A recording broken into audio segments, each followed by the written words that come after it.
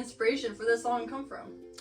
So interestingly enough, this is the first breakup song I've ever written after having actually gone through a breakup. So I've written quite a few breakup songs, but just from, watching movies, reading books, and like, obviously I know what rejection feels like, but after having gone through an actual breakup, it's different. And I remember when I went through that breakup, I was like, this is it. Like, I'm in my Taylor Swift era. Yes, I am going to write the best songs I've ever written because I've gone through this heartache. And then it surprised me that, like, the opposite was true. I wanted to write, but I never wanted to write about the breakup because I felt like I had kind of spent enough of my talent on him. And I didn't want to spend any more. I didn't want to talk about it. But then one day I was in church and my ex just happens to have a name that is in the Bible just a few times, just a handful of times, like all the time. Is actually, like a book of the Bible. And so the pastor kept saying his name. And like, it was just one of the things like, okay, what was he supposed to do? Like, just, redacted. I remember going home and just being so frustrated. It's like, oh my gosh, can I not even like worship God? Like, I'm gonna leave the faith, Lord. If you like, come on. And so I was just like frustrated. And I felt like, dude, I would just give anything if this man did not exist. That's all I'm asking, okay? And so I sat down in the bathroom floor because it has good acoustic. I gave you all my love and it didn't make you stay. So I'll give you all my money and just hope you go away. And this is a song that I wrote in one sitting, again, because it's pretty short and repetitive. And I remember sending it to my sister and being like, now I'm in my Taylor Swift breakup era. Like, so it begins.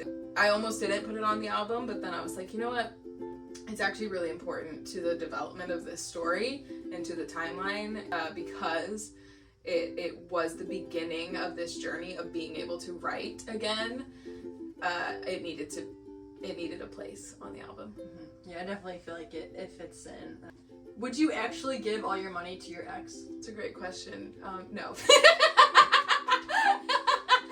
No, I think, you don't have a lot of money to give. So. That's what I was gonna say. I'm like, when I wrote this song, might have only had $20 in my name. Okay.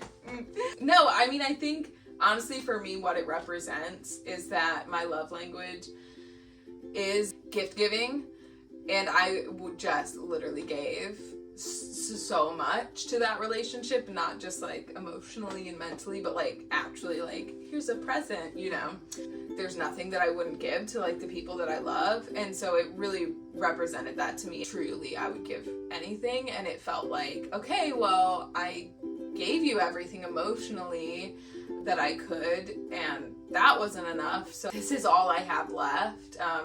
And again, trying to save a relationship that is fundamentally broken with superficial things. At our core, this ain't working out, but like, look, I got you this. Or like, look, we're going on a fun trip and we took this cute picture. And so I think that's the idea of it. After the relationship was over, there was a part of me that was still trying to figure out, how could I save it? How can I save it? How can I make this better? And so I feel like this song really represented a last-ditch effort. Yeah, that definitely makes a lot of sense. And speaking of sense, if you listen to the song, you hear coins in the beginning and the end. And explain to me, like, how did that come in? It was, honestly, production-wise, kind of a throwaway song for me. I knew what I wanted the piano to sound like, which was exciting for me because there's only 2 songs that I really feel like I was like, this is exactly the melody that I want played.